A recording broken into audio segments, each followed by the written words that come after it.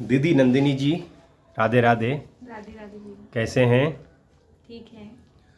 दीदी नंदिनी जी, आज के वीडियो में आपका स्वागत और आपका अभिनंदन है। दीदी जी, एक मेरा प्रश्न है। जी। मान के चलते हैं जैसे कि आजकल बड़े बड़े शहरों में, क्योंकि आप वास्तुशास्त्री हैं, इसलिए मेरा मन में ऐसा प्रश्न चल रहा है कि मैं आपसे इस प्रश्न को शेयर करूं। बड़े बड़े शहरों में या छोटे छोटे शहरों में भी लोग जानकारी के अभाव में घर को जो बनाते हैं उसका नक्शा वास्तु के अनुरूप नहीं बन पाता है। जैसे मान करके चलते हैं जैसे कि जो फ्लैट्स बनते हैं, फ्लैट्स तो ज़्यादा से ज़्यादा वास्तु से अलग ही बनते हैं। फॉर एग्ज़ाम्पल, जैसे अग्निकोण में रसोई घर होना चाहिए, तो वहाँ पर बहुतों को देखा गया है कि वहाँ पे शौचालय है या वहाँ देवस्थान है, जबकि वहाँ किचन यानी रसोई घर होना चाहिए। तो दीदी, आज के फास्ट लाइफ में बिना तोड़ फोड़ किए वास्तु का समाधान कैसे किया जा सकता है? कृपया कर हमें मार्गदर्शन करें।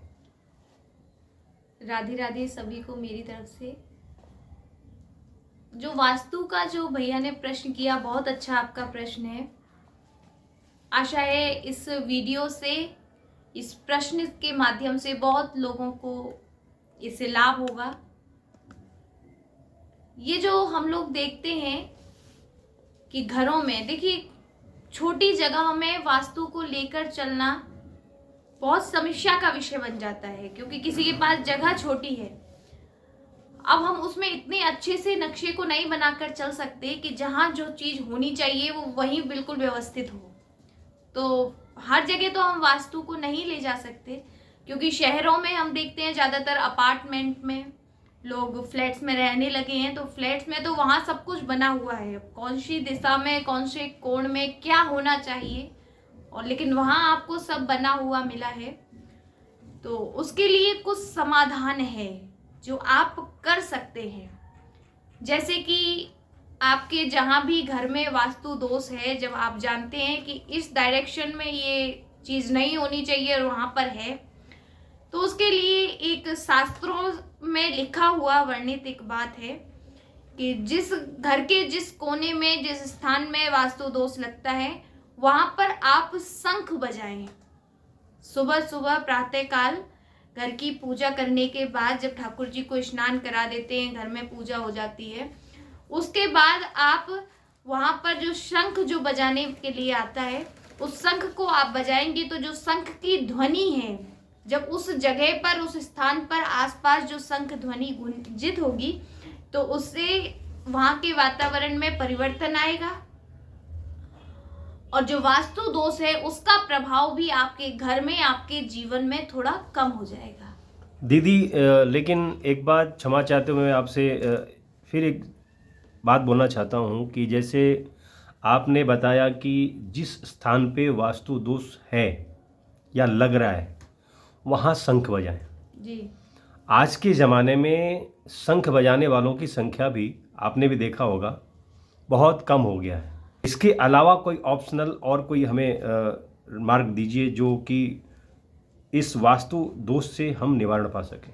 हाँ, उसके फिर ऐसा है कि आप अलग अलग स्थान पर अलग अलग व्यवस्था है कि अगर आपने जो प्रश्न किया था कि अग्नि कोण में रसोई, तो हमारे घर में पूर्व और दक्षिण दिशा का जो कोण बीच का होता है उसे अग्नि कोण माना जाता है। तो वहाँ रसोई घर होना बताया गया है।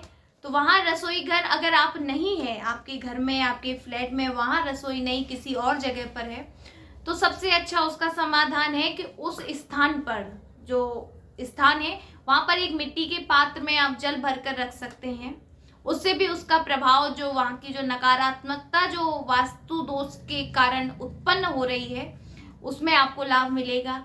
या दूसरी चीज है कि आपके कभी घर में दरवाजा किसी गलत डायरेक्शन में है, तो उसके लिए है कि वहाँ आप मोरपंख लगा सकते हैं, या गणेश जी की प्रतिमा छोटी सी जो आमने सामने दोनों तरफ हो, आप उस दरवाजे के ऊपर, जो गलत दिशा में अगर कोई दरवाजा खुल रहा है, तो उस दरवाजे के ऊपर आप गणेश जी की प्रतिमा स्थापित कर सकते हैं।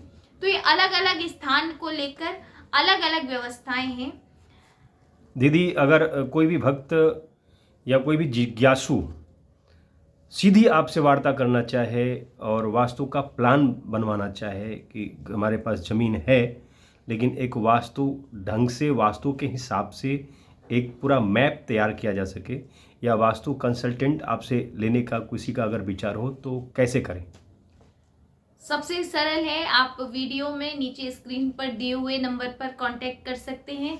वीडियो के डिस्क्रिप्शन बॉक्स में जाकर जो सोशल प्लेटफॉर्म है, फेसबुक है, जीमेल है, उससे आप लोग जुड़ सकते हैं और आप मुझसे संपर्क करके अपनी समस्याओं का समाधान मुझसे ले सकते हैं। धन्यवाद दीदी, राधे राधे। राधे। बहुत बहुत आपका आभार।